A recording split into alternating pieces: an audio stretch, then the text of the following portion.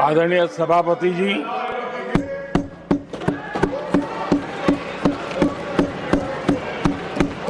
राष्ट्रपति जी के अभिभाषण पर आभार व्यक्त करने के लिए मैं उपस्थित हुआ हूं। Please take your seat. This is not correct. Please take your seat. No, no, no. Please take your seat. आप बैठिए प्लीज, आप बैठिए please. Prime minister is on his legs. Please आप बैठिए, प्लीज आप बैठिए।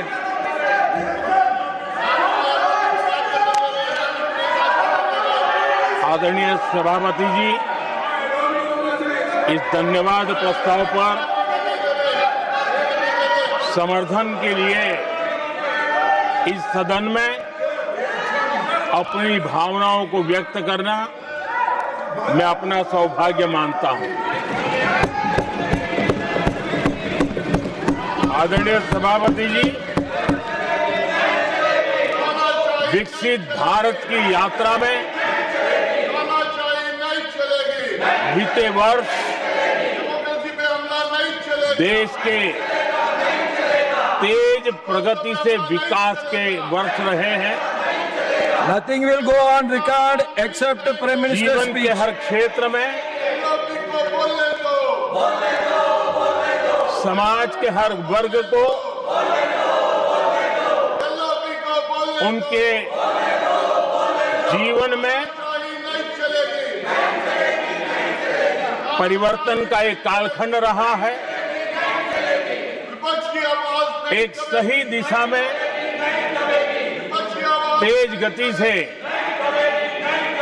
देश आगे बढ़ रहा है। आदरणीय राष्ट्रपति जी ने बहुत ही बढ़िया तरीके से पूरी संवेदनशीलता के साथ उन्होंने This is not correct. इस You विषय को please sit to your seat. हम please. सबके सामने प्रस्तुत किया है। आदरणीय सभापति जी, मेरी एक प्रार्थना है, आदरणीय खड़गे जी की उम्र देखते हुए वो बैठ करके भी नारे बोल सकते हैं तो अच्छा होगा, ताकि उनको कष्ट न हो। पीछे नौजवान बहुत लोग हैं, तो खड़गे जी को No. आप बैठते बैठते भी When you are speaking, they are listening. You are नारे listening. बोलने की अनुमति दे दीजिए।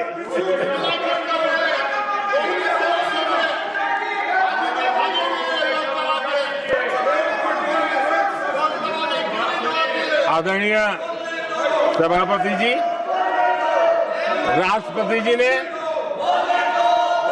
इस देश के मध्यम वर्ग, इस देश के निम्न मध्यम वर्ग, इस देश के गरीब, इस देश के गांव, इस देश के किसान, महिलाएं, विज्ञान हो, प्रौद्योगिकी हो, कृषि हो, सभी विषयों को लेकर के बहुत ही विस्तार से भारत के प्रगति का एक स्वर संसद में गूंजा है।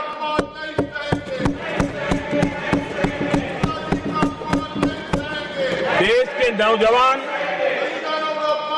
भारत के सामर्थ्य को कैसे आगे बढ़ा रहे हैं, इसकी भी विस्तार से चर्चा की है।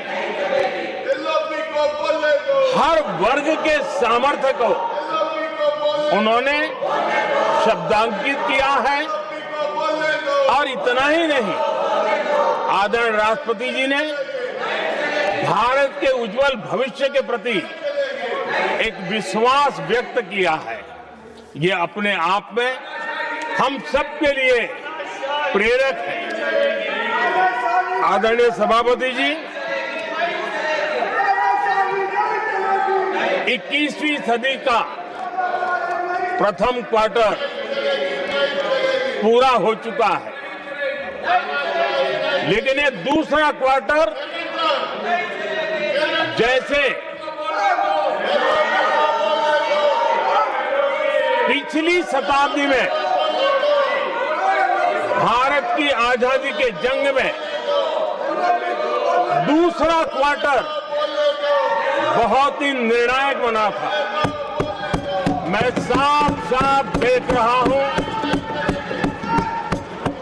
कि विकसित भारत के निर्माण की दिशा में ये दूसरा क्वार्टर भी उतना ही सामर्थ्यवान होने वाला है, उतना ही तेज गति से आगे बढ़ने वाला है। और इसलिए आदरणीय सभापति जी, राष्ट्र का हर व्यक्ति ये महसूस कर रहा है कि एक अहम पड़ाव पर हम पहुंच चुके हैं। अब न हमें रुकना है, न हमें पीछे मुड़ करके देखना है। I will not go ahead to what you are doing. आगे ही आगे देखना Please, my है, dear. I am not going to let गति you से चलना now. है। You please, my dear. और लक्ष्य को प्राप्त करके ही हमें सांस लेनी है। उस दिशा में हम आगे बढ़ रहे हैं। Nothing should go on without except to the Prime Minister's speech.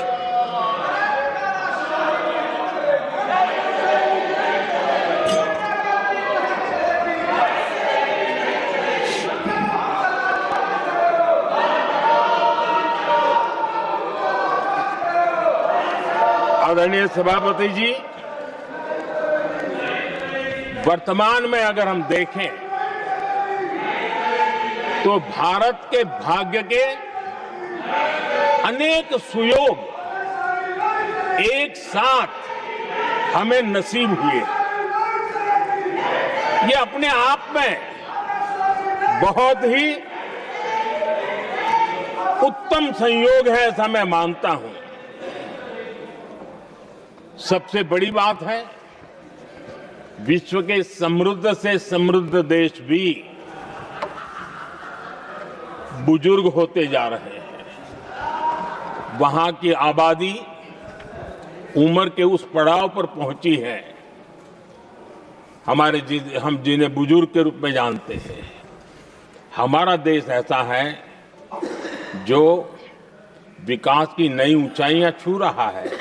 उसी समय दिनों दिन हमारा देश युवा होता जा रहा है, युवा आबादी वाला देश है। ये अपने आप में एक बहुत अच्छा सुयोग है। आदरणीय सभापति जी, दूसरी तरफ मैं देख रहा हूं जिस प्रकार से विश्व का भारत के प्रति आकर्षण बढ़ा है, और उसमें भी विश्व भारत की टैलेंट का महात्म्य समझ रहा है। हमारे पास आज दुनिया का बहुत ही महत्वपूर्ण टैलेंट पूल है, युवा टैलेंट पूल है, जिसके पास सपने भी हैं, संकल्प भी हैं, सामर्थ्य भी है। और इसलिए ये दूसरा सुयोग है। शक्ति का आशीर्वाद हमारे साथ है। आदरणीय सभापति जी, भारत आज विश्व में जो चुनौतियां पैदा हो रही है, उन चुनौतियों का समाधान देने वाला एक देश आशा की किरण बना हुआ है, और हम समाधान दे रहे हैं। वैसा ही एक महत्वपूर्ण सुयोग है कि आज मेजर इकोनॉमी में भारत का ग्रोथ बहुत हाई है, और हाई ग्रोथ और लो इन्फ्लेशन ये बहुत ही यूनिक संयोग है, और ये हमारी अर्थव्यवस्था की मजबूती को प्रदर्शित करता है। आदरणीय सभापति जी, हम जिस गति से आगे बढ़ रहे हैं, जब हमें देश की जनता ने सेवा करने का मौका दिया तब फ्रेजाइल 5 के रूप में ये देश जाना जाता था। जब हमें अवसर मिला तब देश आजाद हुआ तब हम दुनिया में 6 नंबर की इकोनॉमी थे, लेकिन इन लोगों ने ऐसा एक हाल करके रखा कि 11 पे पहुंचा दिया।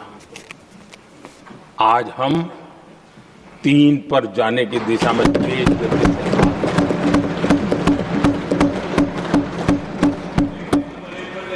आदरणीय सभापति जी, आज कोई भी सेक्टर देश कीजिए, चाहे साइंस हो, चाहे स्पेस हो, चाहे स्पोर्ट्स हो, हर क्षेत्र में आज भारत एक कॉन्फिडेंस के साथ, आत्मविश्वास से भरा हुआ भारत है।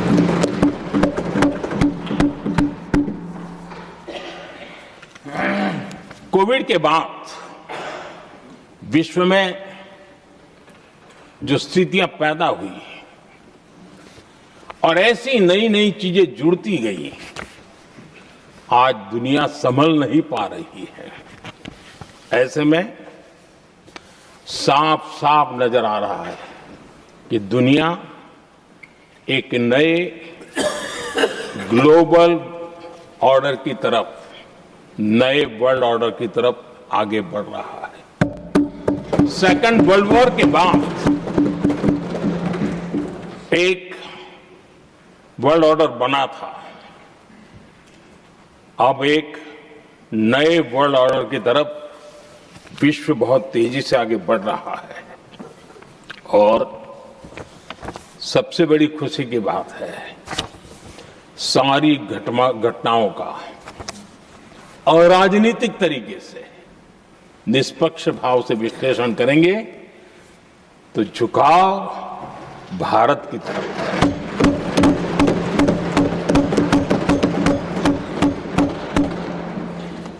विश्व मित्र के रूप में, विश्व बंधु के रूप में आज भारत अनेक देशों का विश्वस्त पार्टनर बना है और हम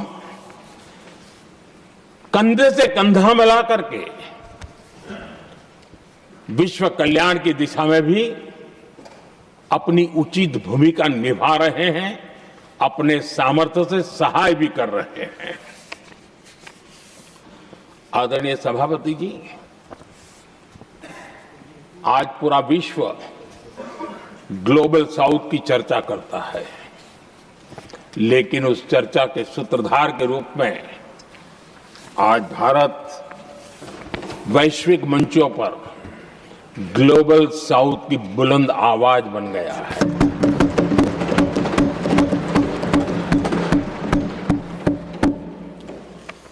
अनेक देशों के साथ आज Bharat future ready trade deals कर रहा है। पिछले कुछ ही समय में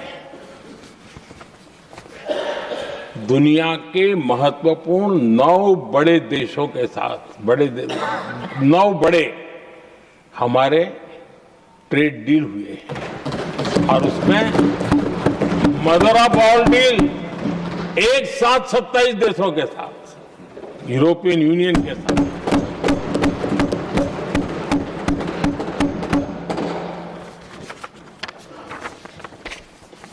जो लोग थक गए,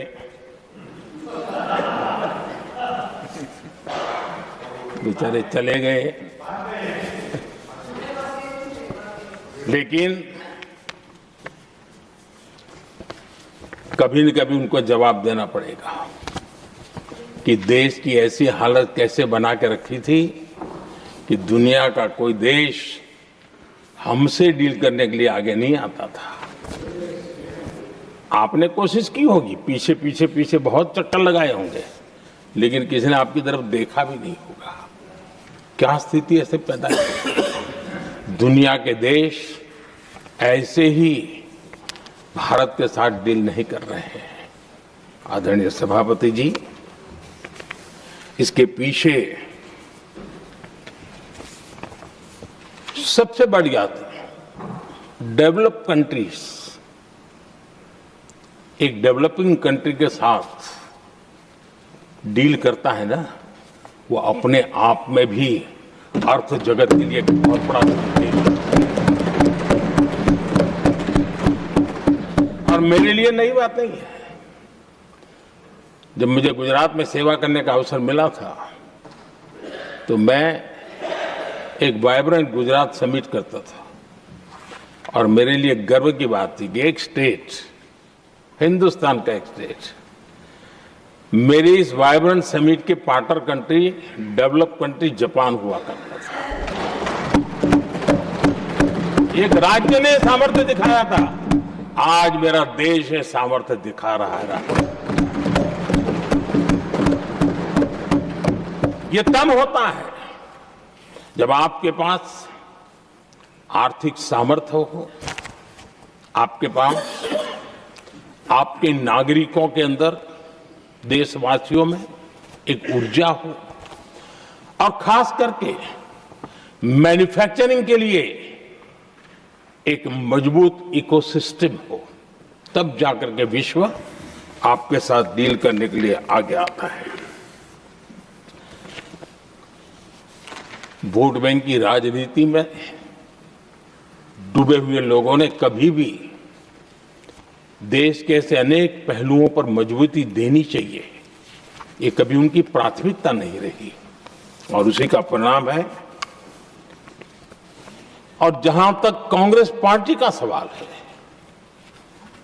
मैं साफ साफ कहना चाहता हूं और मेरे शब्दों पे भरोसा नहीं तो मैं देश को, लोगों को कहूं, कुछ मत करो, सिर्फ लाल किले से कांग्रेस के प्रधानमंत्रियों के जो भाषण है, सिर्फ उन भाषणों का एनालिसिस कर लो, आपको साफ साफ लगेगा कि न उनके पास कोई सोच थी, न उनके पास कोई विजन था और न ही कोई इच्छा शक्ति थी। और इसका परिणाम है कि देश को इतना भुगतना पड़ा। आदरणीय सभापति जी, मैं कोटि कोटि देशवासियों का आभारी हूं। उन्होंने सेवा करने का अवसर दिया। हमारी काफी शक्ति उनकी गलतियों को ठीक करने में जा रही है। दुनिया के मन में जो उनके समय की छवि है, उस छवि को धोने में मेरी ताकत लगती है। ऐसा बर्बाद करके रखा हुआ था और इस काम के लिए हमने फ्यूचर रेडी पॉलिसीज पर बल दिया है। और आज आपने देखा होगा, देश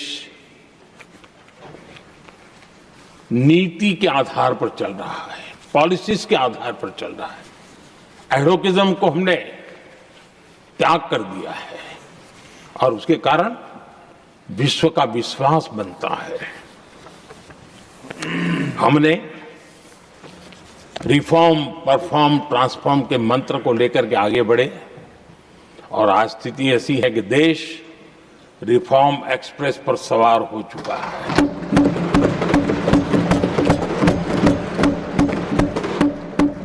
हमने स्ट्रक्चरल रिफॉर्म्स किए हैं, प्रोसेस से जुड़े रिफॉर्म्स किए हैं, पॉलिसीज में रिफॉर्म किए हैं। हमारा मैन्युफैक्चरिंग सेक्टर, हमारे उद्यमी ये सशक्त हो, भारत की हर चीज का वैल्यू एडिशन हो, उस दिशा में हमने प्रयास किया है। और मैं आज विश्वास के साथ कह सकता हूं, आज भारत विश्व के साथ स्पर्धा करने के लिए पूरी तरह तैयार है।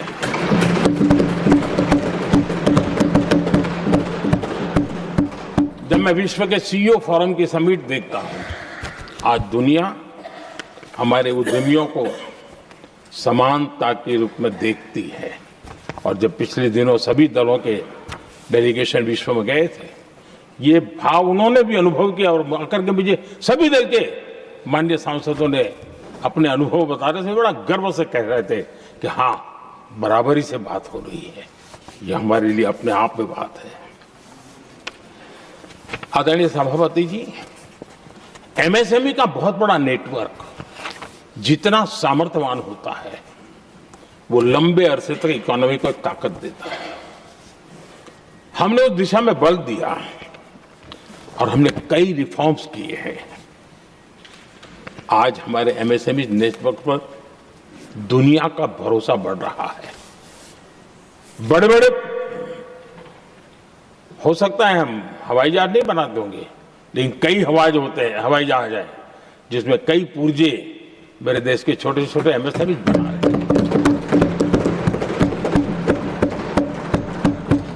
आदरणीय सभापति जी, देश में हुए इन प्रयासों का नतीजा सबके सामने है। बड़े बड़े देश भारत के साथ व्यापारिक संबंध बनाने के लिए बहुत ही आतुर है। यूरोपीय संघ का ट्रेड डील हो, अमेरिका के साथ अभी हुआ जो ट्रेड डील हो, और कल हमारे पीयूष जी ने सदन में विस्तृत जानकारी भी दी है, और पूरा विश्व खुल करके इस ट्रेड डील का तारीफ कर रहा है। और उसमें जब यूरोपियन यूनियन के साथ ट्रेड डील हुआ तो विश्व को एक भरोसा हुआ कि अब वैश्विक स्तर पर स्थिरता की संभावना बढ़ेगी।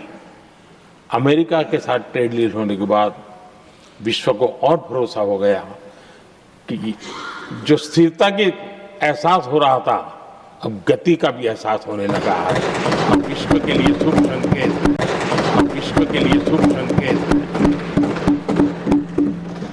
आदरणीय सभापति जी, इसका सबसे बड़ा लाभ हमारे देश के नौजवानों को होगा।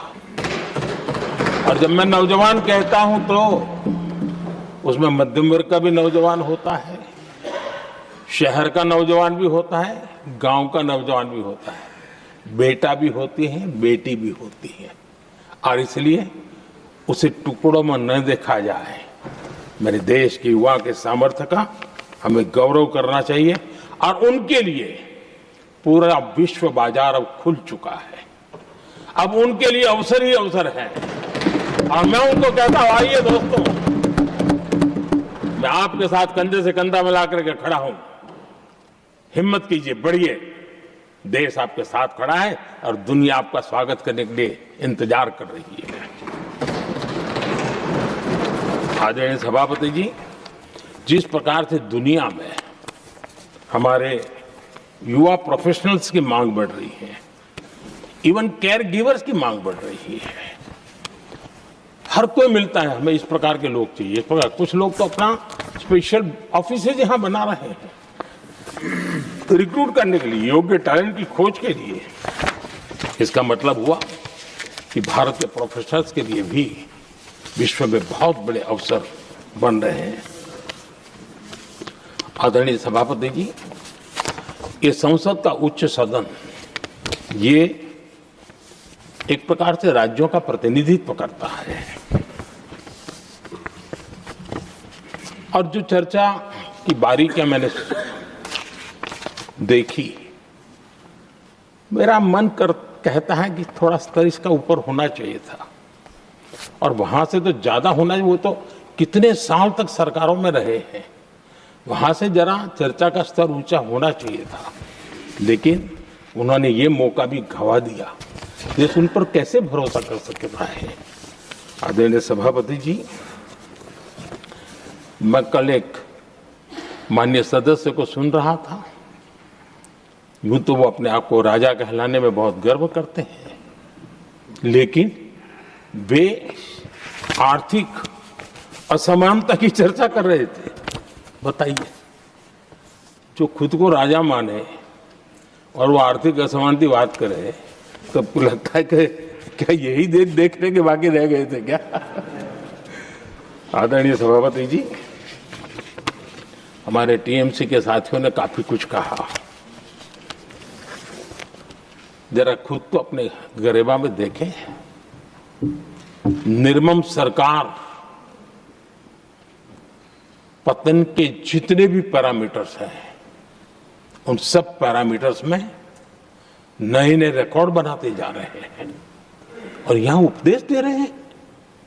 क्या हाल करके रखा हुआ है। ऐसी निर्मम सरकार से वहां के लोगों का भविष्य अंधकार के अंदर डूब रहा है, लेकिन इनको कोई परवाह नहीं है। सत्ता सुख के सिवाय कोई आकांक्षा नहीं है और वे यहां उपदेश देते हैं। घुसपैठ। दुनिया का समृद्ध से समृद्ध देश भी अपने यहां गैर कानूनी नागरिकों को बाहर निकाल रहा है। हमारे देश में घुसपैठियों को बचाने के लिए अदालतों को तब तक प्रेशर पैदा किया जा रहा है। मेरे देश का नौजवान कैसे ऐसे लोगों को माफ करेगा जो घुसपैठियों की वकालत करने के लिए ताकत लगा रहे हैं। और घुसपैठिए मेरे देश के नौजवानों के हक छीन रहे हैं, उनकी रोजी रोटी छीन रहे हैं, आदिवासियों की जमीन छीन रहे हैं। बेटे बेटियों की जिंदगी पर खतरे पैदा हो रहे हैं, लेकिन उनके लिए महिलाओं पर अत्याचार होते रहे।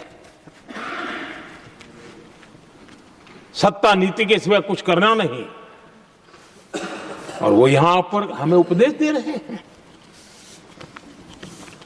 और ऐसे चिंताजनक सभी विषयों पर आंखें मूंद करके बैठे हुए वो लोग हैं। एक हमारे माननीय सदस्य काफी कुछ बोल रहे थे, जिनकी पूरी सरकार शराब में डूब गई है, जिनके शीश महल घर घर में नफरत का कारण बन गए, और शायद उनको ब्लैक शब्द ज्यादा पसंद है। हर एक अपना अपना एक भूतकाल होता है।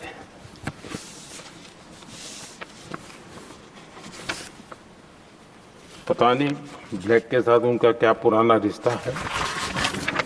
आदरणीय सभापति जी, ऐसे सभी साथियों से मैं आज जरूर कहूंगा, तुम कितना दुनिया को धोखा दोगे, तुम कितना दुनिया को धोखा दोगे। आईना देख लिया तो अपनी सच्चाई कहां छिपाओगे।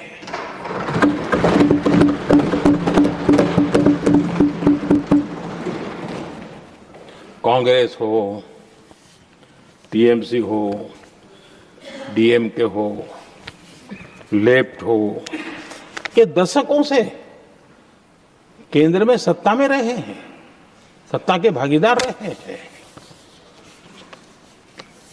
राज्यों में भी उनको सरकारें चलाने का अवसर मिला है, लेकिन उनकी पहचान क्या बनी।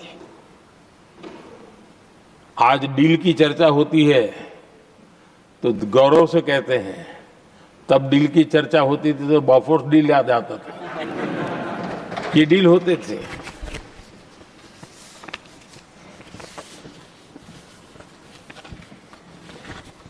उन्होंने सिर्फ जेब भरने का काम किया। नागरिकों के जीवन में बदलाव आना उनकी प्राथमिकता नहीं थी। आदरणीय सभापति जी, मैं कुछ उदाहरणों के साथ भी बात बताना चाहता हूं, क्योंकि यहाँ चर्चा में ये सारे विषय आए हैं और इसलिए मुझे कहना बहुत जरूरी है। अब एक उदाहरण देता हूं मैं बैंकिंग सेक्टर का। बैंकिंग सेक्टर एक प्रकार का अर्थव्यवस्था की ग्रिड होता है। 2014 से पहले फोन बैंकिंग का कालखंड था। नेता के फोन जाते थे और उसके आधार पर करोड़ों रुपया दे दिए जाते थे, और गरीबों को तो बैंकों में दुत्कार मिलती थी, नफरत होती थी। देश की 50% से ज्यादा आबादी बैंक के दरवाजे तक नहीं देख पाई थी। कांग्रेस के नेताओं के फोन पर अरबों रुपये लोगों को दे दिए गए, और जो ले जाते थे वो अपनी पर्सनल प्रॉपर्टी मान करके पैसे हजम कर जाते थे। यही खेल चलता रहा। कांग्रेस और यूपीए के राज में और आज जो इंडी अलायंस बनकर के बैठे हैं उनके राज में बैंकिंग व्यवस्था तबाही के कगार पर खड़ी थी। मैं नया प्रधानमंत्री के पद का दायित्व मुझे मिला, मैं एक देश के मुखिया से मैं मिला, ऐसे ही बात कर रहा था। मैंने कहा बैंकिंग की दृष्टि से हम कुछ आगे बढ़ना चाहिए। उन्होंने कहा पहले एक बार साहब जरा अभी आप नए हो, आपके बैंकों की व्यवस्था का अध्ययन कर लीजिए। हम कैसे हिम्मत करें? एक देश के नेता ने कोई एक जानकारियां थी, उसने मुझे बताया यहां इनको कोई परवाह ही नहीं। यानी एक प्रकार से उन्होंने जिस प्रकार से बैंकिंग व्यवस्था को एनपीए के पहाड़ खड़े हो गए थे, जहां भी देखो चर्चा चलती थी एनपीए का क्या होगा, एनपीए का क्या होगा, कैसे बचेंगे। आदरणीय सभापति जी, चुनौती बड़ी थी, लेकिन हमने समझदारी से काम लिया। बैंकिंग व्यवस्था के सब कर्ता धर्ताओं को विश्वास में लिया। रिफॉर्म की आवश्यकता थी, हिम्मत के साथ रिफॉर्म किए, पारदर्शी व्यवस्था बनाई, ढेर सारे बैंकिंग रिफॉर्म्स हुए और जो सरकारी बैंक दुर्बल हो चुकी थी, ठीक नहीं चल पाती थी, उसको हमने बड़ी बैंक के साथ मर्जर कर दिया। और मुझे याद है किसी एक महाशय बड़े अपने आप को विद्वान मानने वाले ने लिखा था, अगर मोदी सरकार बैंकों में ये कर ले तो हिंदुस्तान का बहुत बड़ा रिफॉर्म हो जाएगा। वो काम मैंने आते ही कर दिए थे। आदरणीय सभापति जी, और इन सारी चीजों का नतीजा हुआ बैंकों में जो बीमारी घर कर गई थी, उस बीमारी से बैंकों को मुक्ति मिली। बैंकों का स्वास्थ्य सुधरा, लगातार सुधरा, अभी भी तेजी से आगे दौड़ रहे हैं। और बैंकिंग का जब स्वास्थ्य सुधरा तो लेन देन का कारोबार भी उनका बढ़ा, लोगों को पैसे मिलने लगे, सामान्य व्यक्ति को पैसे मिले। ऐसे ऐसे गरीब लोगों को लोन मिले जिनके लिए कभी बैंक के दरवाजे बंद थे, बेचारा दूर से देख करके उसे जाना पड़ता था। आज मुद्रा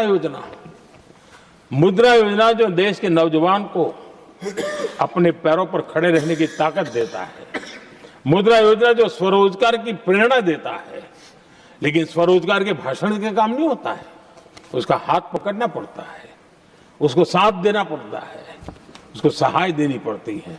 और हमने मुद्रा योजना के साथ द्वारा 30 लाख करोड़ रुपया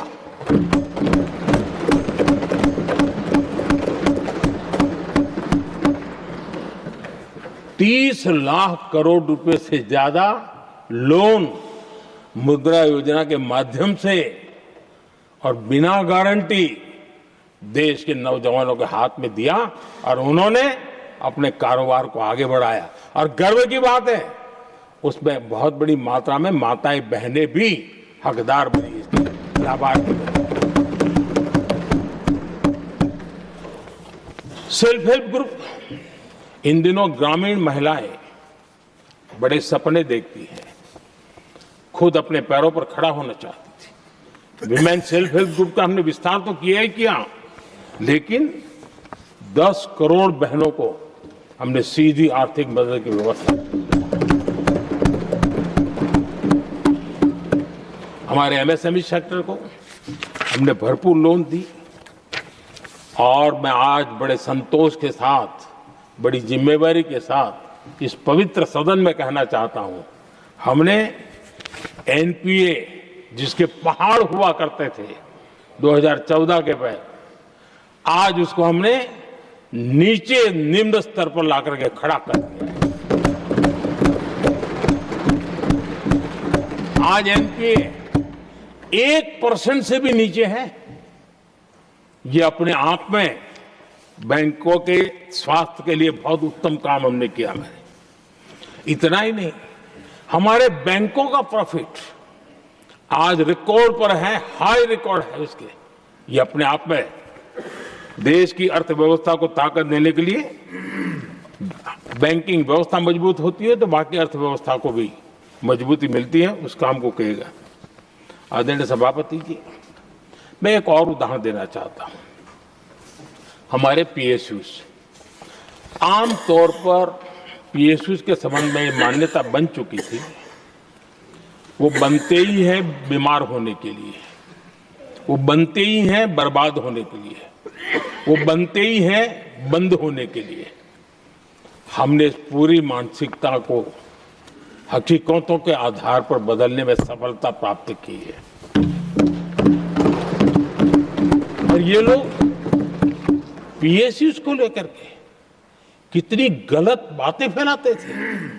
अर्बन नक्सल की तरह ऐसे पीएसयूज के दरवाजे के बाहर मजदूरों की मीटिंग करके भड़काने का पाप करते थे, गुमराह करने का काम करते थे। इन्होंने LIC, state bank of India और भी HAL, ऐसे हर एक को बड़ा भला बुरा और इतना भद्दे तरीके से, जब उनकी सरकार थी तब तो ये इन चीजों को संभाल नहीं पाते थे, उसको कुछ कर भी नहीं पाते थे। आदरणीय सभापति जी, हमने इसमें भी हिम्मत दिखाई। हमने पीएसयूज के संबंध में भी रिफॉर्म्स किए, रिफॉर्म्स की एक लगातार परंपरा चलाई। आज LIC बेस्ट तरीके से, उसने पूरे कार्यकाल में अपना LIC का जन्म हुआ तब तक उत्तम से उत्तम परफॉर्मेंस का कालखंड उसका गुजर रहा है। जिन पीएसयूज को कांग्रेस के नेता ताले लगवाने की कगार पर पहुंच चुका था और उसी पर अपनी राजनीतिक रोटी सेकने का प्रयास भी किया गया था, आज हमारे पीएसयूज रिकॉर्ड प्रॉफिट पर हैं।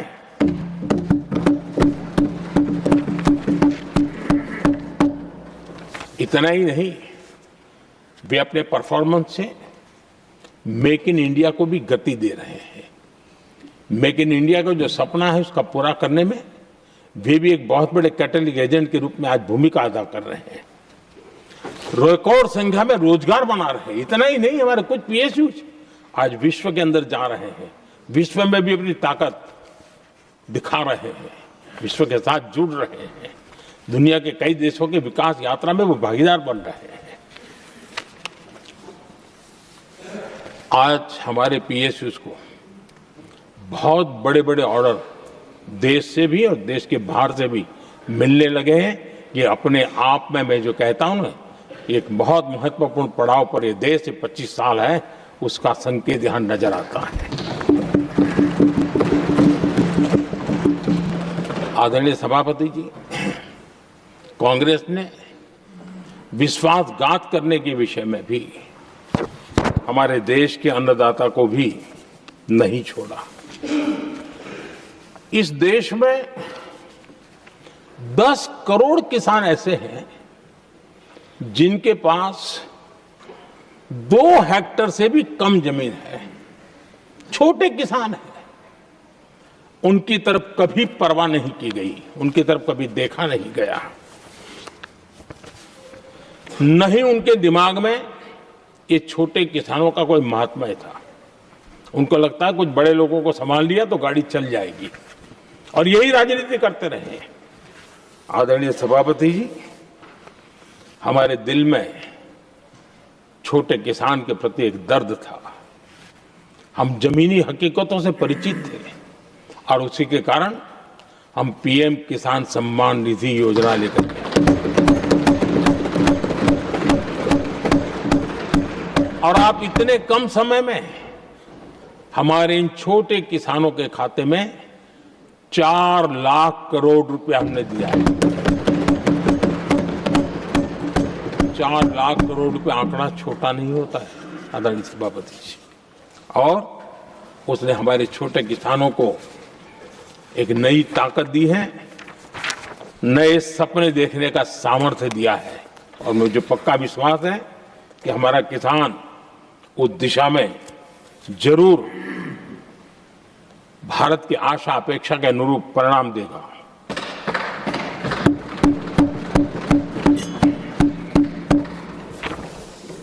आदरणीय सभापति जी,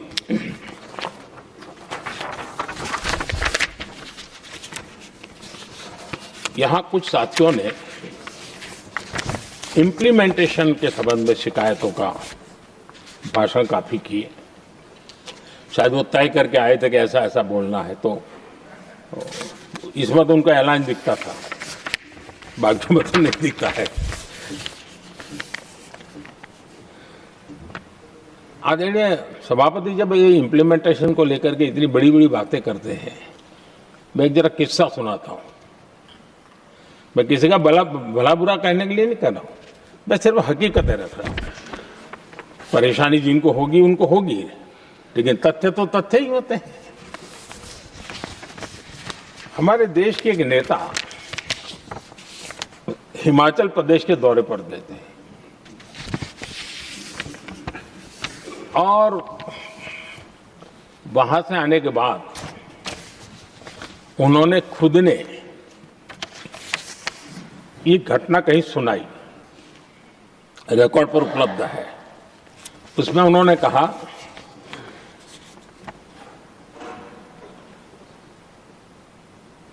उस नेता ने क्या कहा, मैं उन्हीं के शब्द पढ़ रहा हूं। काफी लंबे समय तक मुझे योजना आयोग से संघर्ष करना पड़ा, क्योंकि वे पहाड़ी क्षेत्रों के लिए अलग योजनाएं बनाने को तैयार ही नहीं थे। मैं हिमाचल प्रदेश गई थी। जब मैं वापस आई तो मैंने योजना आयोग में कहा कि हमारे कामदारों को, वर्कर्स को जीप की जरूरत नहीं है, बल्कि खच्चरों की आवश्यकता है, ताकि कम से कम उन पर सामान आदि लादा जा सके। आगे भी उन्होंने कहा, लेकिन मुझे बताया गया हम पैसा तो जीप के लिए ही देंगे, क्योंकि खच्चरों के लिए पैसे देने की पॉलिसी नहीं है। इसी भाषण में आगे वो कहती हैं, अब वहां सड़कें ही नहीं थी। उनका कहने का कारण यह था कि हिमाचल में जहां वो गई और सड़कें ही नहीं थी। अब वहां सड़कें ही नहीं थी तो फिर उस पर जीप का क्या लाभ हो सकता है? जीप लेकर के कौन जाएगा जहां रोड नहीं है? लेकिन उस समय योजना आयोग का जोर था, या तो जीप या तो कुछ भी नहीं। आदरणीय सभापति जी, ये भाषण किसी और का नहीं, ये कांग्रेस के वरिष्ठ नेता और तत्कालीन प्रधानमंत्री इंदिरा गांधी का भाषण है।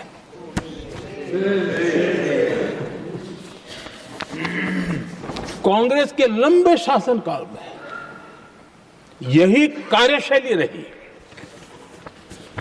और जिसको इंदिरा जी खुद जानती भी थी कि ये पाप चल रहा है,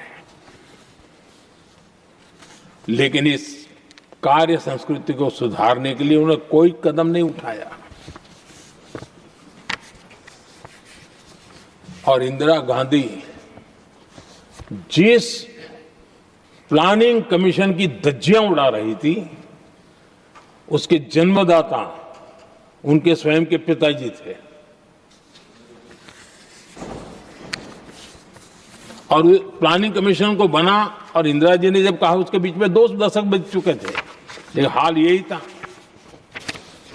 और 2014 तक सब दुखी थे, सब परेशान थे, सब गलती देख रहे थे, लेकिन सुधार करने की तैयारी नहीं।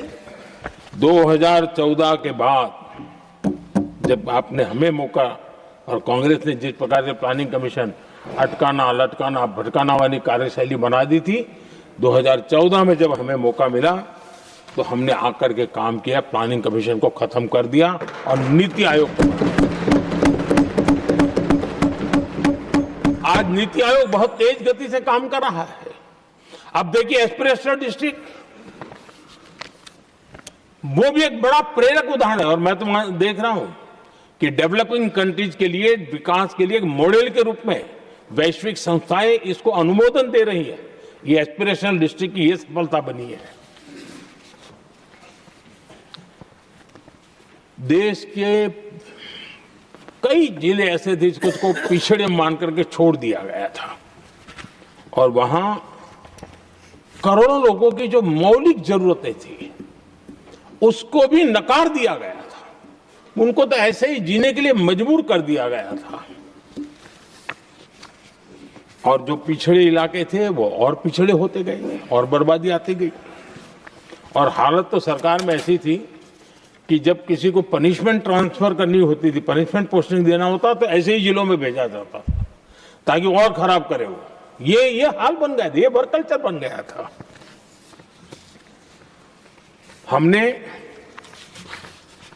इस स्थिति को बदला। सबसे पहला आग्रह किया, यंग होनहार अफसरों को लगाया जाएगा और पूरा 3 साल का मौका उसको दिया जाए काम करने का। एक के बाद अब निर्णय किए और आज देखिए किसी समय छत्तीसगढ़ का हमारा बस्तर एस्पिरेशनल डिस्ट्रिक्ट में था, आज वो बस्तर पूरे देश में बस्तर ओलंपिक के नाम से चर्चा में है।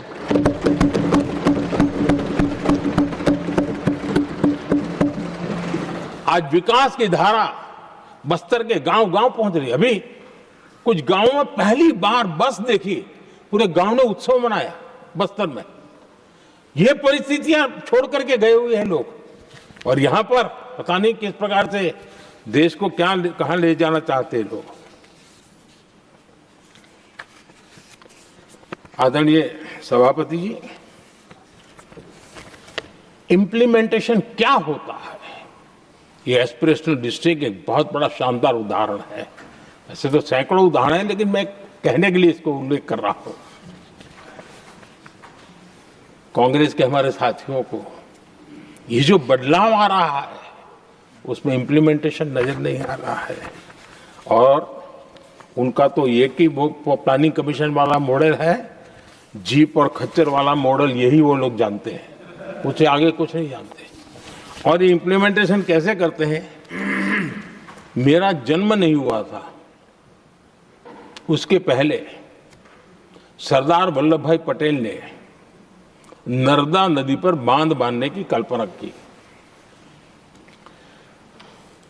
विषय तो पक्का हो गया, सरदार साहब नहीं रहे, खैर नेहरू जी ने शिलान्यास किया। अब इंप्लीमेंटेशन देखिए इनको। मेरा जन्म नहीं हुआ था जब इसकी कल्पना की गई थी और प्रधानमंत्री बनने के बाद मैंने उसका उद्घाटन किया, ये हाल है।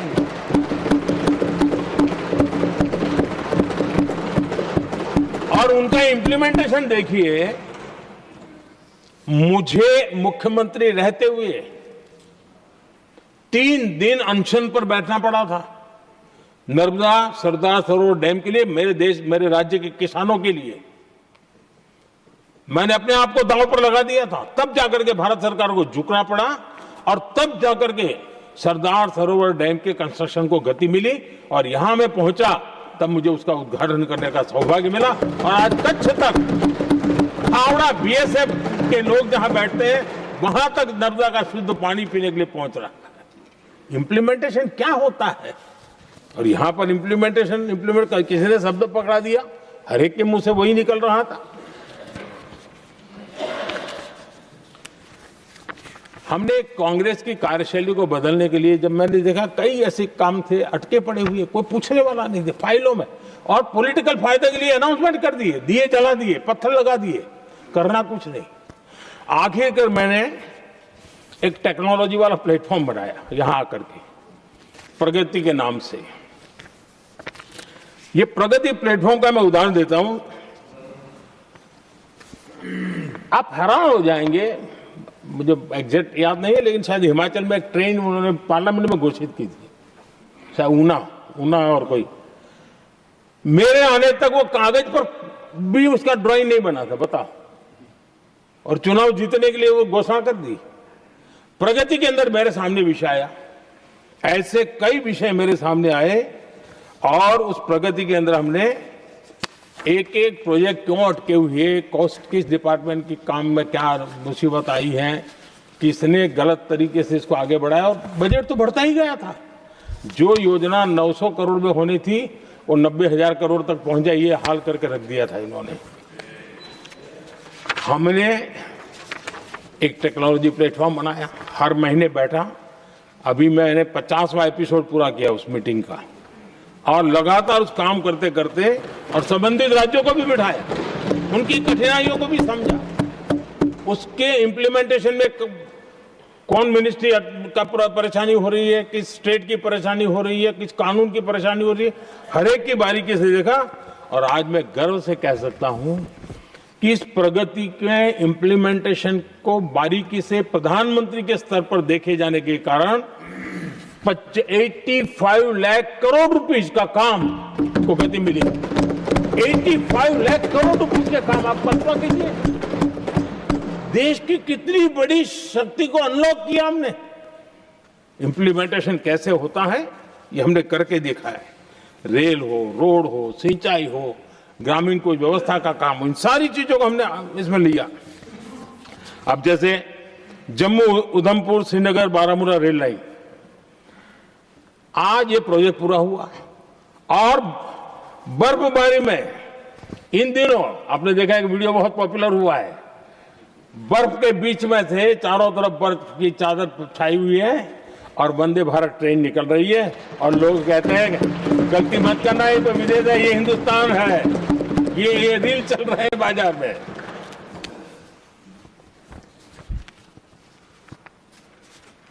लेकिन 3 दशक तक यही प्रोजेक्ट लटका हुआ था। 3 दशक, 30 साल, आप कल्पना कर सकते, 2 पीढ़ी आगे बढ़ जाए, ये यहीं के अटके पड़े थे। हमारी सरकार ने इसको पूरा किया।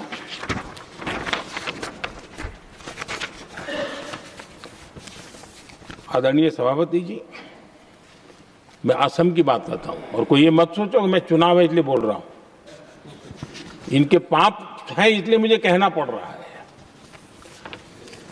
कांग्रेस सिर्फ इमेजिन करती है और इंप्लीमेंट करने का उनको कोई लेना देना ही नहीं होता है। अब असम का बोगीबील ब्रिज, ये बोगीबील ब्रिज अरुणाचल और असम को जोड़ने वाला बहुत महत्वपूर्ण ब्रिज, कितने ही सालों तक ये प्रोजेक्ट लटका रहा। हमने प्रगति के माध्यम से इसको रिव्यू किया और असम सहित पूरे नॉर्थ ईस्ट को बहुत बड़ी सुविधा वाला ये काम हमने पूरा किया। आदरणीय सभापति जी,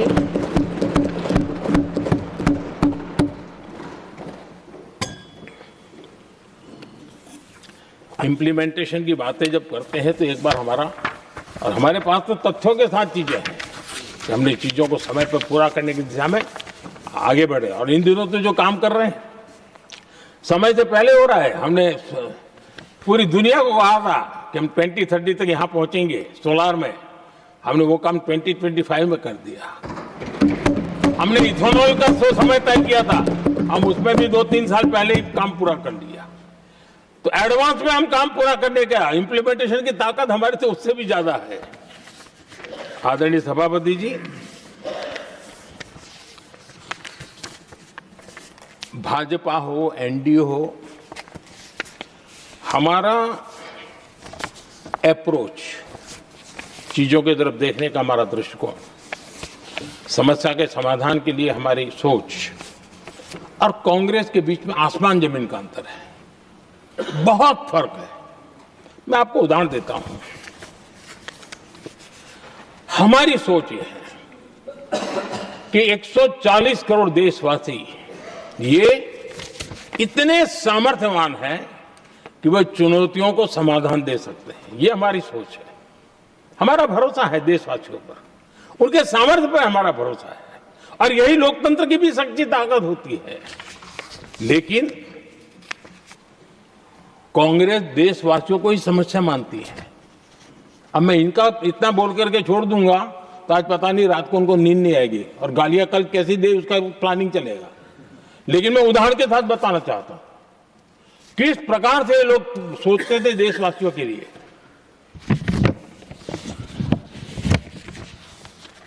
देश के लोगों के बारे में नेहरू जी और इंदिरा जी की सोच क्या थी, मैं उसके विषय में बताना चाहता हूं। इंदिरा जी एक बार ईरान गए थे और ईरान में वो भाषण दे रही थी और उस भाषण में उन्होंने नेहरू जी के साथ जो बातचीत हुई थी उसका उल्लेख किया। खुद ने कहा है, उन्होंने कहा, और मैं जो इंदिरा जी ने कहा था उसको कोट कर रहा हूं, जब किसी ने मेरे पिताजी से पूछा, यानी नेहरू जी से पूछा कि उनके सामने कितनी समस्याएं हैं, तो उन्होंने उत्तर दिया था 35 करोड़। नेहरू जी ने जवाब दिया था कि उनके सामने कितनी समस्याएं हैं, बोले 35 करोड़। उस समय हमारे देश की जनसंख्या थी 35 करोड़। अब आगे देखिए, 35 करोड़ देशवासी नेहरू जी को समस्या लगते थे। ऐसा कोई मुखिया हो सकता है क्या जी? और इस बात का उदाहरण देते हुए इंदिरा जी ने आगे कहा कि आज देश की जनसंख्या 57 करोड़ है, इसलिए मेरी समस्याओं की संख्या भी उतनी ही बड़ी है। यानी पिताजी को 35 करोड़ समस्या वाले देशवासी लगते थे, अब 57 करोड़ उनको समस्या। कोई ऐसा हो सकता है जो अपने ही देशवासियों को समस्या माने? ये फर्क है उनकी सोच और हमारी सोच में, ये फर्क है उनके अप्रोच और हमारे अप्रोच में।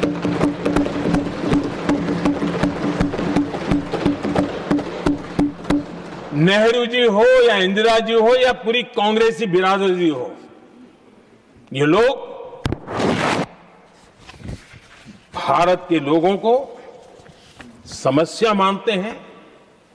आदरणीय सभापति जी, मेरे कई कोटेशन मिलेंगे। मैंने दुनिया के सामने कहा है, देश के सामने कहा है, और कहा है इसलिए नहीं, ये मेरा कन्विक्शन है। अरे चुनौतियां कितनी ही क्यों ना हो, 140 करोड़ समाधान हमारे पास है।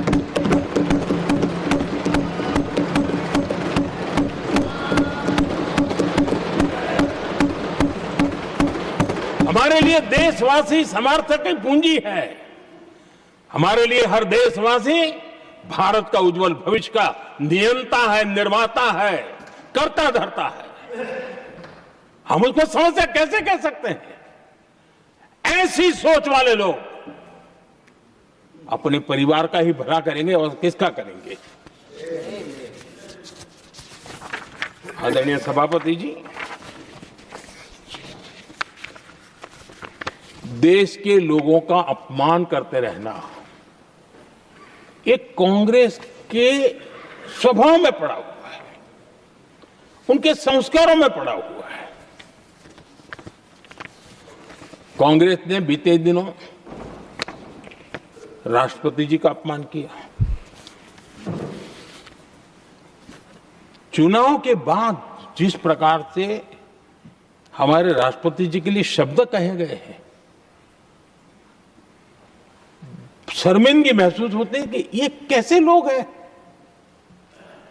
भारत के राष्ट्रपति के लिए क्या बोल रहे हैं लोग? आदरणीय सभापति जी, कल लोकसभा में भी राष्ट्रपति जी के अभिभाषण पर चर्चा नहीं हो पाई। ये राष्ट्रपति पद, उसका घोर अपमान किया है। उनको संविधान शब्द मुंह में बोलने की अधिकार नहीं रहता है। जो लोग गरीबी से निकली हुई एक महिला, आदिवासी परिवार से आई हुई एक महिला, जब आपने लोकसभा में जो व्यवहार किया है, आपने आदिवासी समाज का अपमान किया है, आपने महिला का अपमान किया है। भारत के सर्वोच्च पद पर विराजमान, संविधान ने जिनको सर्वोच्च पद दिया है, आपने उनका अपमान किया है, आपने संविधान का अपमान किया है।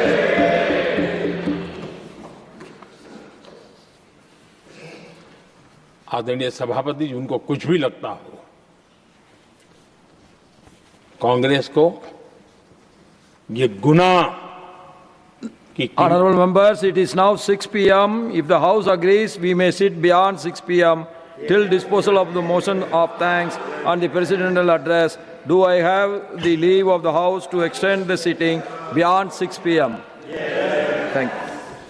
आदरणीय सभापति जी, समय बढ़ाने के लिए मैं आपका और सदन का बहुत आभार व्यक्त करता हूं।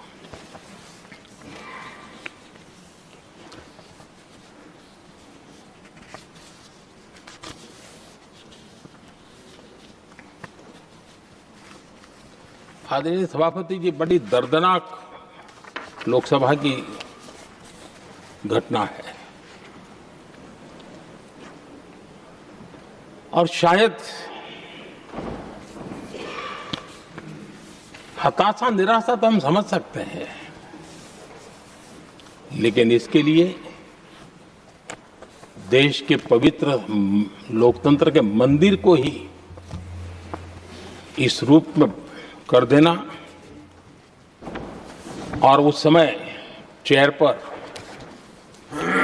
असम के ही हमारे एक माननीय सांसद बैठे थे और उस समय कागज फेंके गए, टेबल पर चढ़ दिया गया। क्या ये नॉर्थ ईस्ट का अपमान नहीं है? क्या असम के नागरिकों का अपमान नहीं है? कल फिर दोबारा किया उन्होंने, और उस समय आंध्र के दलित परिवार का बेटा चेयर पर बैठा था, उसको भी अपमानित किया। यानी आपने नॉर्थ ईस्ट का अपमान, चेयर में बैठा अपमान करो। आंध्र के एक दलित परिवार का बेटा चेयर पर बैठा, उसका अपमान करो। सदन ने इनको काम दिया हुआ है, सबने मिलकर के काम दिया हुआ है, लेकिन वो दलित समाज से आते हैं, इसलिए आप अपमान करते हो।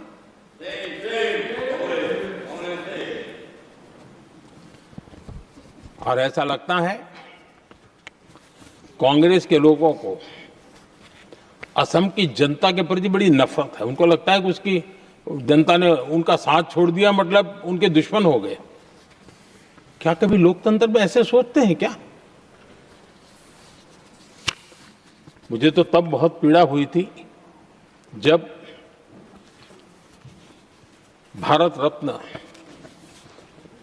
भूपेन हजारिका जी, जो कि इस देश के बहुत ही सम्मानीय व्यक्तित्व है जी, आज भी घर घर में उनको स्मरण करते हैं लोग। उनके प्रति जो भक्ति का भाव है आप कल्पना नहीं कर सकते, लेकिन उनको इसकी भी कोई परवाह नहीं है। और जिस प्रकार से, और हमारा सौभाग्य था कि हमने भूपेन हजारिका जी के देश के लिए जो उनका योगदान था, नॉर्थ ईस्ट जैसे इलाके से पूरे देश को अपने वाणी से, अपने विचारों से, अपनी अभिव्यक्ति से बांध के रखा था। हमने भारत रत्न देने का निर्णय किया, इस पर भी इनको ऐतराज। और मैं तो हैरान हूं, खड़गे जी अगर होते तो मैं उनकी हाजिरी में कहता ही है, इन्होंने जिस प्रकार से बोला ना भारत रत्न के बाद, वो वीडियो पर उनका चेहरा देखेंगे ना, आपको लगा रही है ऐसे लोग हैं, ऐसा व्यवहार करते हैं। और ये कहा, अरे ये तो सिंगर थे। मैं समझता हूं कि एक किसी का भी अपमान करने में कभी भी पीछे नहीं रहते हैं। उन्होंने भूपेन हजारिका जी को भारत रत्न दिया, उसका भी विरोध किया। ये पूरे असम का विरोध है, पूरे देश के कला प्रेमियों का विरोध है। और मुझे पक्का विश्वास है असम कभी भी इस अपमान को भूलने वाला नहीं है।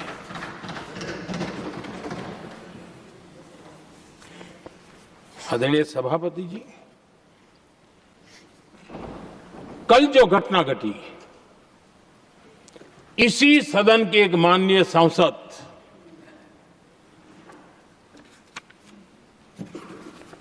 कांग्रेस के शातिर दिमाग जिनका है, ऐसे एक युवराज ने उनको गद्दार कह दिया।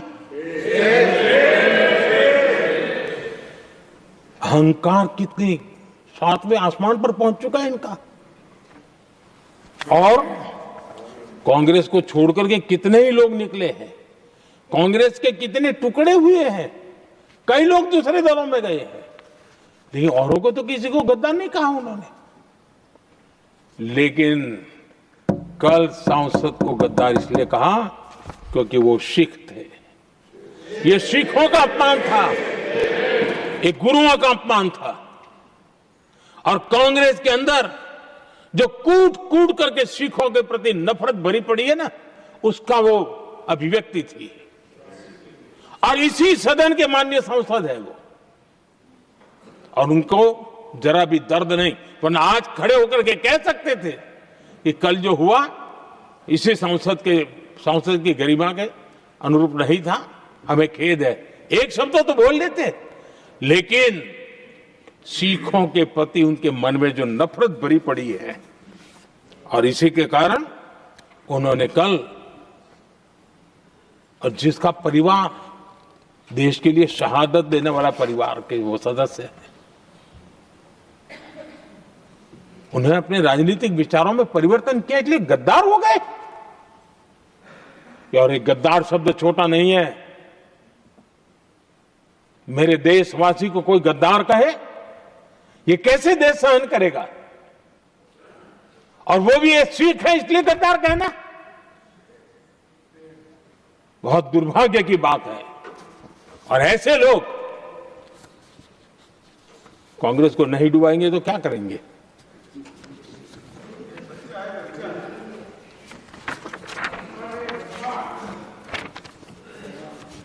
आदरणीय सभापति जी, एक तरफ ये दृश्य है और दूसरी तरफ हमारे सदानंद जी मास्टर का दृश्य है।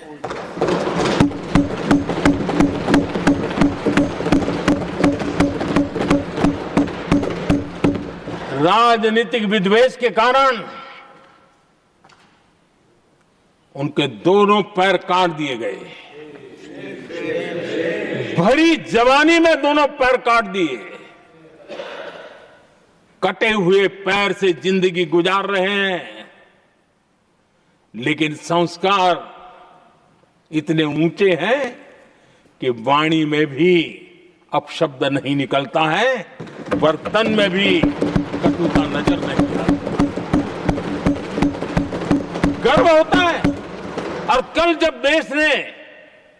जब उनका पहला भाषण हो रहा था सदन में, और उन्होंने जब अपने बेंच पर आपसे इजाजत लेकर के अपने कटे हुए पैर के लिए वो जो नीम का उपयोग करते हैं, आर्टिफिशियल नीम का, उन्होंने जब रखा, वो दृश्य देश के लिए पीड़ादायक था कि इस देश में ऐसा ही बंधारण की बातें करने वाले इंडिया अलायंस के लोग, और ये इंडिया अलायंस पूरा जिम्मेवार है इसके लिए, वैचारिक असहमति के कारण एक नौजवान के, और वो भी एक टीचर, शिक्षक के प्रति गर्व से, आदर से देखा जाता है, उसके पैर काट दे। लेकिन उनको कोई खेद नहीं है, उनको कोई दर्द नहीं है। लेकिन मैं मास्टर सदानंद जी को हृदय से अभिनंदन करता हूं कि उन्होंने जिस प्रकार से इतनी भयानक हमले के बाद भी देश की सेवा का अपना व्रत जारी रखा, और आज देश की नीति निर्धारण में अंदर अपना योगदान दे रहे हैं। ये गर्व की बात है। और ऐसे लोगों के सहारे हम राजनीति में जीते हैं, काम करते हैं, देश के लिए जीने मरने की प्रेरणा मिलती है। ये संस्कार हमें पाए हैं, ऐसे लक्षावधि कार्यकर्ताओं के तब से पाए हुए हैं। आदरणीय सभापति जी,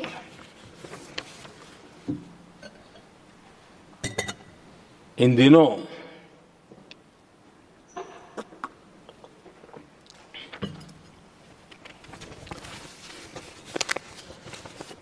और वैसे कांग्रेस के हमारे साथियों का मुझ पर जरा विशेष प्रेम है, वो स्पेशल प्रेम है। और जब मैं जिम्मेवारी जो मिली है उसके तहत, और जिम्मेवारी न मिलती तो भी देश के लिए जीना तुमने सीखा है। हम विकसित भारत की जमीन मजबूत कर रहे हैं, उसको एक ताकत दे रहे हैं। एक तरफ देश के युवाओं के लिए मजबूत जमीन तैयार कर रहा हूं, तो कांग्रेस मोदी की कब्र खोदने के कार्यक्रम करवा रही है। और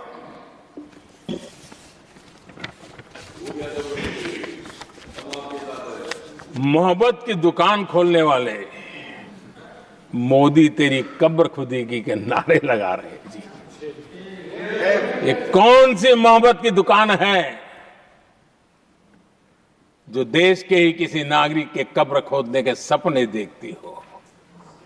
ये कौन सा संविधान से उन्होंने सीखा है जो देश के ही किसी नागरिक के कब्र खोदने की बात करते हो? क्या ये संविधान का अपमान नहीं है? क्या ये मानवता का अपमान नहीं है? क्या ये सार्वजनिक जीवन की मर्यादाओं का अपमान नहीं है? और उनको इसका कोई खेद नहीं है। अगर इसके बाद क्या बयान देंगे? बयान देखो, प्रधानमंत्री राज्यसभा में भी रो रहा था।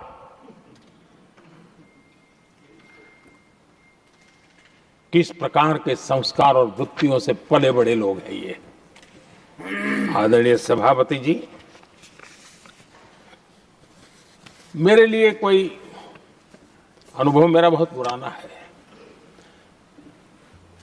2002 से जब वे विपक्ष में थे तब से, और 2004 से जब वो सत्ता में आए तब से, और 2014 से मैं जब यहां आया तब से, पिछले 25 साल से संसद का एक भी सत्र ऐसा नहीं गया, मोदी संसद का सदस्य नहीं था, एक भी सत्र ऐसा नहीं गया जिसमें इस सदन के अंदर मोदी को गाली देने का काम न किया हो इन लोगों ने। 25 साल। और मुझे किसी ने पूछा था, मोदी जी आपके स्वास्थ्य का क्या राज है? मैंने कहा मैं डेली 2 किलो गाली खाता हूं।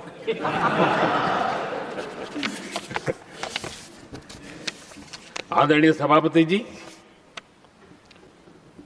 ये मोदी की कब्र क्यों खोदना चाहते हैं?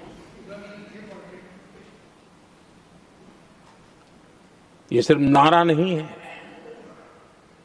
ये इनके भीतर पड़ी हुई नफरत का प्रतिबिंब है, इसकी अभिव्यक्ति है। और वे इसलिए हैं, हमने 370 की दीवार गिरा दी, इसलिए वो मोदी की कब्र खोदना चाहते हैं। हमने नॉर्थ ईस्ट में बम बंदूक और आतंक का जो छाया बना रहता था, नॉर्थ ईस्ट में शांति और विकास का राह अपनाई, इसलिए वो मोदी की कब्र खोदने पर सोच रहे हैं। पाकिस्तानी आतंकियों को घर में घुस करके जवाब देते हैं, इसलिए मोदी की कब्र खोदने की बात करते हैं। ऑपरेशन सिंदूर करते हैं, इसकी उनको परेशानी होती है और इसलिए वो मोदी की कब्र खोदते हैं। माओवादी आतंक से देश को मुक्ति दिलाने के लिए साहसपूर्ण कदम उठा रहे हैं, इसलिए मोदी की कब्र खोदती है आपको। हमने, नेहरू जी ने देश के साथ बहुत बड़ा अन्याय किया था, सिंधु जल समझौता करके। उस सिंधु जल समझौते को हमने एबेंस में डाल दिया। क्या इसलिए आप मोदी की कब्र खोदने के नारे लगा रहे हो? आदरणीय सभापति जी, कांग्रेस की परेशानी कुछ और है। ये पचा नहीं पा रहे कि मोदी यहां तक पहुंचा कैसे। और उनकी परेशानी बढ़ती जा रही है कि भाई पहुंचा तो पहुंचा, लेकिन अब तक टिका क्यों है। और इसलिए वे एक ही रास्ता उनके लिए बचा हुआ लग रहा है कि मोदी तेरी कब्र खुदेगी। आदरणीय सभापति जी, ये तो मान करके बैठे थे। उनका लोकतंत्र, संविधान के कोई लेना देना नहीं। उनको तो लगता है कि प्रधानमंत्री पद उनके परिवार की जागीर है, उस पर कोई और बैठ नहीं सकता। ये जो उनके भीतर में नफरत पड़ी हुई है ना, मोहब्बत की दुकान में जो आग भरी पड़ी हुई है ना, उसका परिणाम है। और इसीलिए कोई क्यों बैठा, हमारा पैतृक अधिकार था, इसलिए मोदी की कब्र खोदने का नारा लेकर के वो चल रहे हैं। आदरणीय सभापति जी, कांग्रेस के शाही परिवार को देश ने दशकों तक अवसर दिया है। ऐसा नहीं है, देश ने आपके लिए भी अपना भविष्य दांव पे लगाया था, लेकिन आपने गरीबी हटाओ के नारे लगाए, गुमराह किया। लाल किले पर से कांग्रेस के एक भी प्रधानमंत्री के भाषण में गरीबी हटाने की बात ना आई हो, ऐसा नहीं हुआ है। लेकिन किसी भी प्रधानमंत्री ने गरीबी हटाने के लिए क्या किया, वो एक बार भी नहीं आया। वो नारे से अधिक कुछ नहीं था उनका।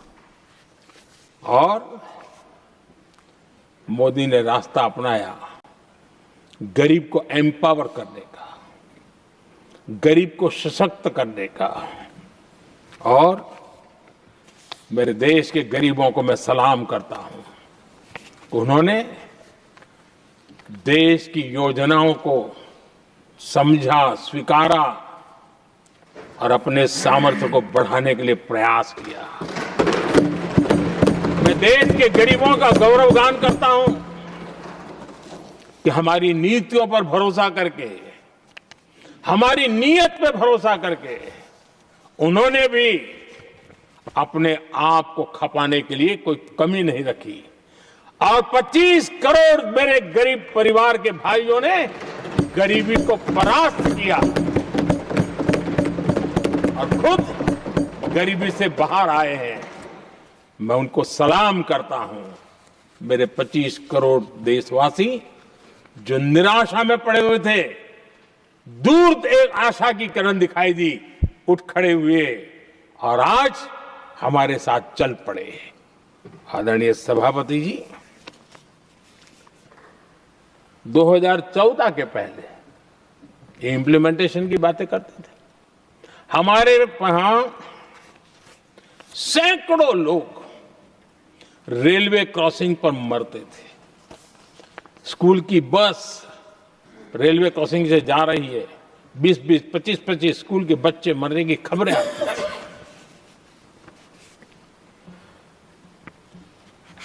अनमैन्ड रेलवे क्रॉसिंग, वो इतना बड़ा काम नहीं था कि नहीं कर सकते थे।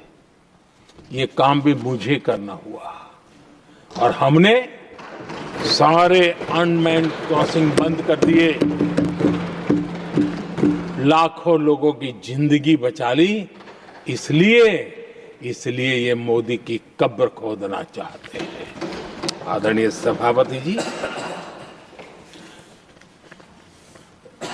2014 से पहले इस देश में 18,000 गांव ऐसे थे जिनको बिजली का मतलब पता नहीं था। बिजली का कोई तार होता है, कोई बल्ब होता है, कोई लट्टू जलता हुआ उसमें उजाला निकलता, पता नहीं था उनको। 18,000 गांव 2014 के बाद जब आपने हमें दायित्व देशवासियों ने दिया, उन 18,000 गांव जिन्होंने कभी बिजली का मुंह तक नहीं देखा था, बिजली का शब्द भी कान पे नहीं सुना था, उन घरों में उजाला पहुंचाया। इसलिए इनको मोदी की कब्र खोदने के सिवाय अब कोई रास्ता नहीं दिख रहा है। आदरणीय सभापति जी, वो भी एक वक्त था जब देश में बार बार खबरें आती थी, मीडिया में हेडलाइन हुआ करती थी, सरहद की स्थिति के संबंध में बयान आते थे, गोला बारूद नहीं है, बुलेट प्रूफ जैकेट नहीं है, बर्फ के बीच खड़ा है, बर्फ में खड़े रहने के लिए जो जूते चाहिए वो जूते तक नहीं उसके पास, ये खबरें आती थी। हमने देश के जवानों के लिए खजाने खोल दिए, देश के जवानों को जो चाहिए वो देने की चिंता कर पड़ी। और इसलिए वो चाहते कि अब तो कोई रास्ता बचा नहीं है, बस कब्र खुदेगी मोदी की, यही एक रास्ता उनके लिए बचा है। आदरणीय सभापति जी, एक बार उत्तर प्रदेश के वर्तमान मुख्यमंत्री जी ने सदन में भाषण करते करते वो रो पड़े थे। दिमागी बुखार के कारण बच्चे, अनगिनत बच्चे मर रहे थे।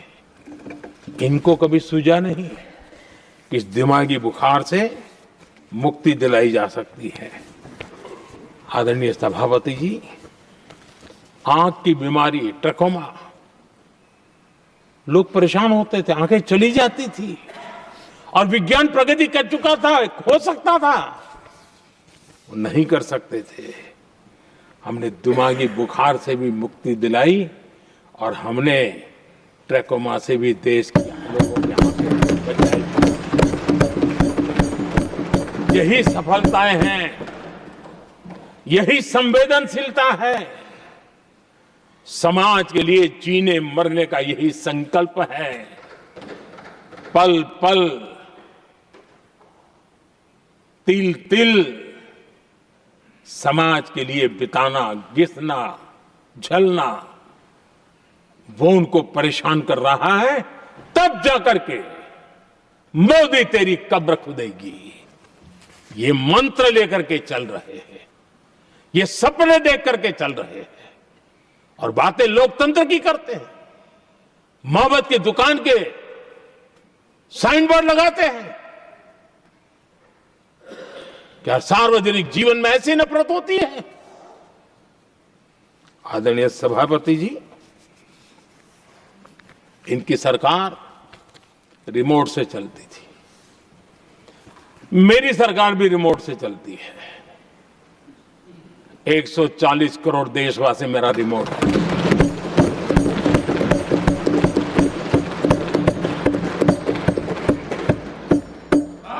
एक 140 करोड़ देशवासियों के सपने, 140 करोड़ देशवासियों की आकांक्षाएं, देश के नौजवानों के संकल्प, इनके लिए हम जीते हैं, इनके लिए सरकार चलाते हैं। सत्ता हमारे लिए सुख का रास्ता नहीं है, सत्ता हमारी लिए सेवा का माध्यम है।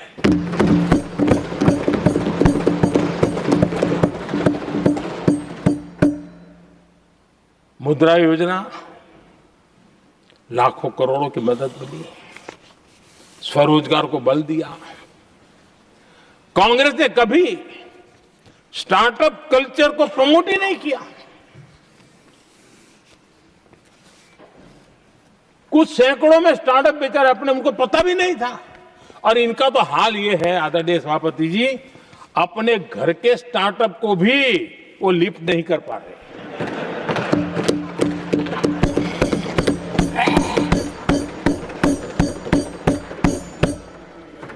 और हमारी सरकार में आज 2 लाख से ज्यादा स्टार्टअप है। और जब सफलता एक के बाद एक जन सामान्य के दिलों को जीतती है ना, तब जाकर के उनके पास एक ही रास्ता बचा है, मोदी तेरी कब्र खुदेगी। लेकिन उस हमारा याद कीजिए, बीएसएनएल को लेकर के चुटकुले चलते थे, कार्टून बनते थे। आज स्वदेशी 4G स्टैक हमने खड़ा कर दिया। 5G दुनिया में सबसे तेज गति से रोल आउट करने का काम हमने कर दिया। कम्युनिकेशन की नई जनरेशन, नई टेक्नोलॉजी, नई सोच, इसको हमने आगे बढ़ाया। और इसलिए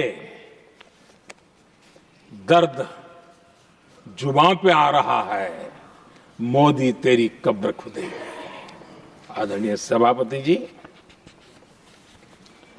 गरीब की सेवा ये मेरा सौभाग्य है। 4 करोड़ गरीबों को पक्के घर देना मैं जीवन में सुकून मानता हूं। बिजली, पानी, गैस का सिलेंडर, टॉयलेट की सुविधा, मुझे लगता है कि हाँ, परमात्मा ने मुझे सही दिशा में काम करने की प्रेरणा दी है। पहली बार गांव की महिला गर्व से कह रही है, हाँ मैं लखपति दीदी बनी हूं, तो दूसरी कह रही है इस साल तक मैं लखपति दीदी बन जाऊंगी। जो बन गई है उनको जब पूछता हूं, नहीं बोले साहब अब तो करोड़पति के लिए सोच रहे हैं। ये जो मिजाज बदला है, जो आत्मविश्वास बढ़ा है, और ऐसे देश के कोटि कोटि जनों के आशीर्वाद जिस इंसान पर हो,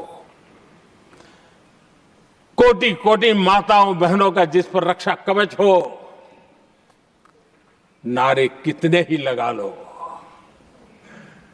कब्र तुम नहीं खोद पाओगे। ये देश की शक्ति, आशीर्वाद रूपी कवच, माताओं बहनों का मेरे प्रति जो भाव रहा है, जिस श्रद्धा भाव से मैंने माताओं बहनों की सेवा करने का काम किया है, जिनको कोई पूछता नहीं था उसको मोदी पूजाता है। यही करना है, और ये आशीर्वाद ही है जो इनको चूबते हैं, और इसलिए कब्र खोदना चाहते हैं। आदरणीय सभापति जी, चोरी करना जिनका पुश्तैनी धंधा है, जिन्होंने एक गुजराती की सरनेम भी चुरा ली,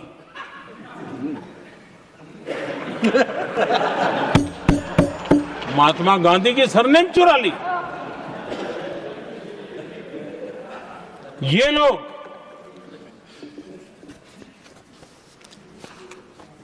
और देश की जनता इतनी समझदार कि ऐसी पटक देती है, ऐसी पटक देती है तो लोगों को।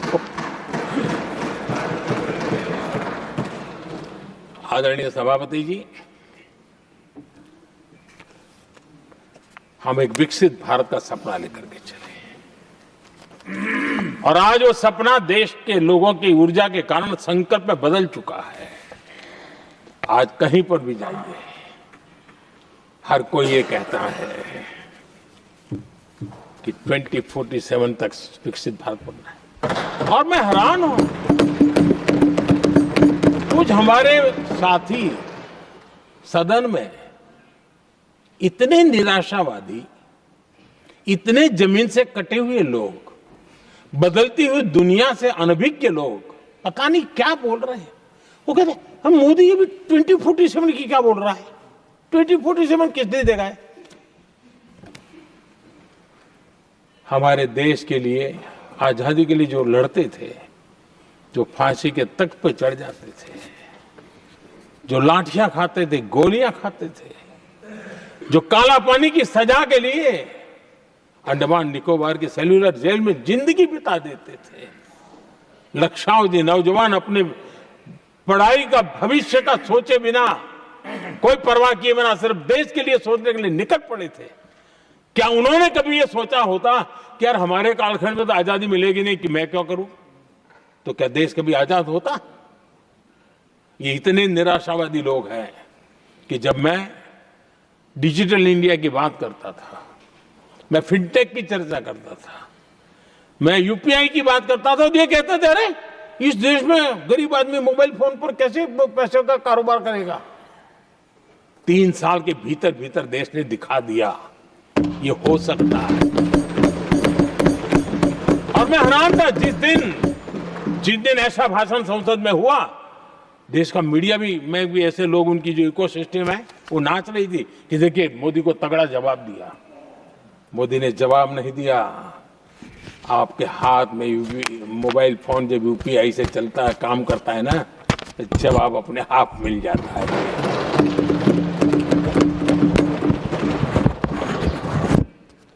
आदरणीय सभापति जी, कांग्रेस के समय एक व्यंग चला करता था और आमतौर पर कहा और सीरियस नेचर की चर्चा में भी आता था, हंसी मजाक में भी आता था। इंडिया मिस द बस, ये कॉमन वर्ड हो चुका भाई, मौका गंवा दिया, बाजी हाथ से चली गई। इंडिया मिस द बस, ये हमेशा होता था। आदरणीय सभापति जी, आज भारत कोई बस मिस नहीं कर रहा है, आज भारत काफिले का नेतृत्व कर रहा है।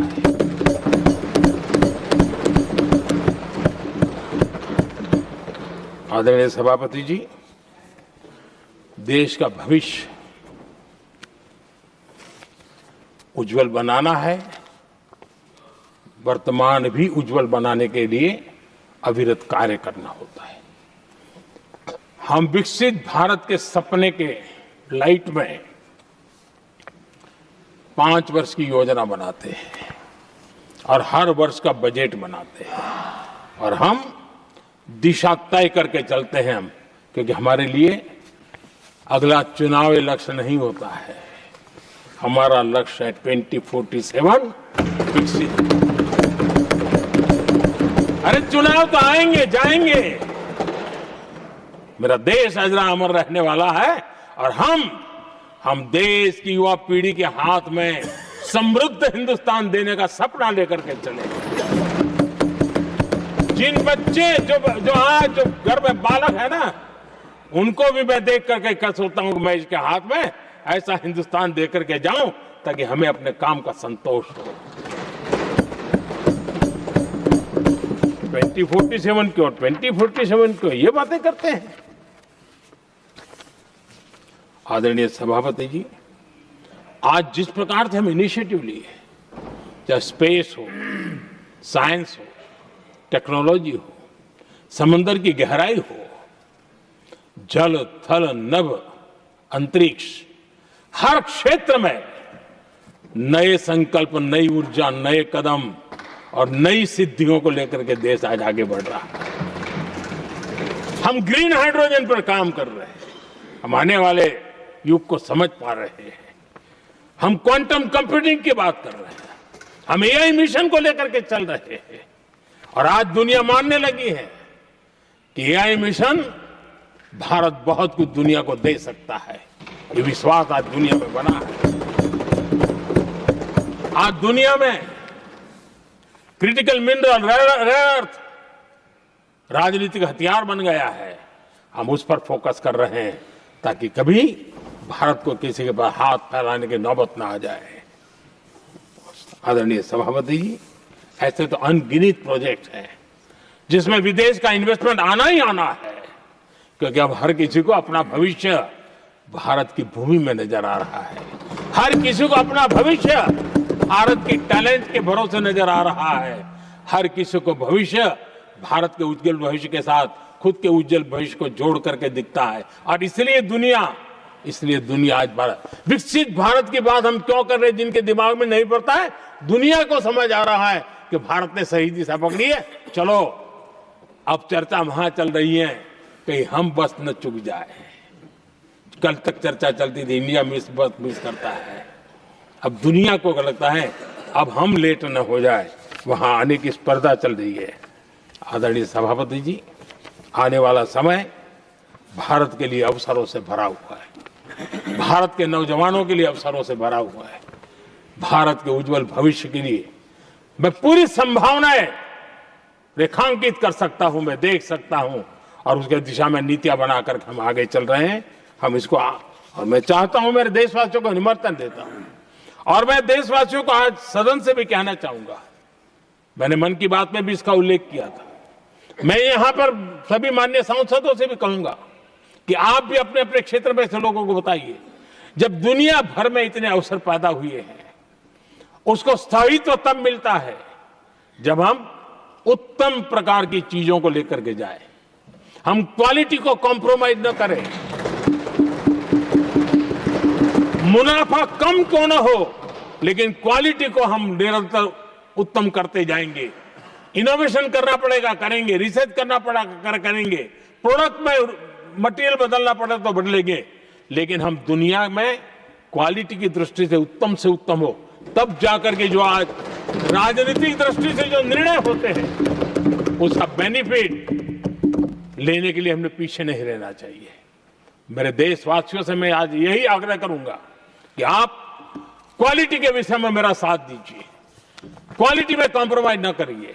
आप देखिए, दुनिया सिर्फ और सिर्फ made in India, made in Bharat, made in India, made in Bharat, इसके लिए गीत गाने लग जाएंगी। आदरणीय सभापति जी, मैं कांग्रेस के मित्रों का भी आज आभार व्यक्त करता हूं कि कम से कम मुझे, उनको पता था, पहले प्रयोग कर चुके थे, पिछले 10 साल में मुझे 5-6 बार इस प्रकार से बोलने से रोका गया, लेकिन उनको मालूम था एक बार शुरू होता हूं तो रुकता नहीं। और मैंने कहा था एक बार, एक अकेला, तो अब अनुभव से सीख गए हैं कि इसमें कोई दाल गलने वाली नहीं है, तो समझदारी से काम लिया और ऐसी समझ उनको निरंतर मिलती रहे, ये भी मैं प्रार्थना करता रहूंगा। आदरणीय सभापति जी, मैं राष्ट्रपति जी के उद्बोधन में योगदान देने वाले सभी सांसदों का भी आभार व्यक्त करता हूं। जो भी उत्तम विचार यहाँ प्राप्त हुए हैं, उत्तम विचार देश की प्रगति में जरूर काम आएंगे, ऐसा मैं विश्वास देता हूं। और आदरणीय राष्ट्रपति जी का इस संबोधन के लिए मैं हृदय से आभार व्यक्त करते हुए मेरी वाणी को विराम देता हूं। बहुत बहुत धन्यवाद।